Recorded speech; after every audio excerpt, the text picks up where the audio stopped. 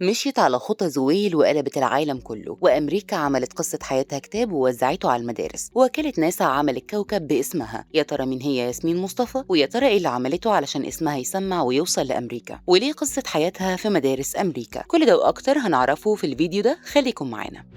بنت بسيطة محدش كان يتخيل إنها تقلب العالم كله وتخلي وكالة ناسا تكتب باسمها كوكب في الفضاء. ياسمين مصطفى بنت عادية من قرية بسيطة في دمياط، حياتها عادية جدا ويمكن أصعب من ناس كتير. فقدت والدها وهي صغيرة، بس كان جواها حاجة مختلفة جدا، حاجة بتقول لها أنت مش عادية وهتوصلي مهما حصل. ياسمين من وهي صغيرة كانت مختلفة، دايما بتحب العلم وبتفكر بطريقة مش شبه الناس التانية. كانت الأولى على طول، مش بس موضوع درجات وخلاص، لا كانت دايما عندها فضول تفهم وتكتشف. ولما دخلت مدارس المتفوقين في العلوم والتكنولوجيا، هنا بدأت حياتها تاخد شكل تاني خالص.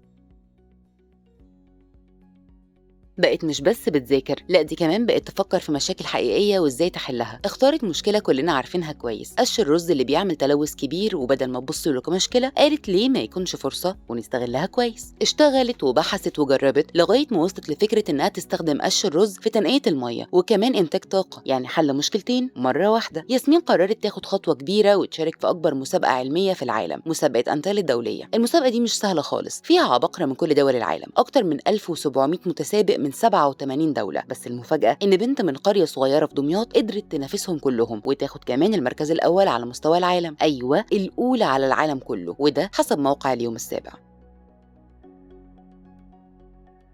ومن هنا حياتها اتغيرت خالص، والعالم كله بدأ يتكلم عليها واسمها بقى معروف في كل حتة. بس القصة ما وقفتش هنا، لأن الإنجاز ده وصل لغاية وكالة ناسا اللي قررت تكرمها وتطلق اسم عيلتها على كواكب في الفضاء. ده كمان قصة حياتها اتحولت لكتاب واتطبع منه 1000 نسخة وتوزع على مدارس وجامعات عشان تبقى قدوة لأي حد عنده حلم. وصورتها اتحطت في مناهج الثانوية العامة عشان الطلبة يشوفوا إن النجاح مش مستحيل. وعلى الرغم من كل النجاح اللي وصلت له ياسمين، فضلت بسيطة ومتمسكة بحلمها، وبتقول دايما إن الطريق ما كانش سهل وإن السفر لوحدها كان قرار صعب جدا، بس دعم والدتها كان السر الحقيقي في إنها توصل.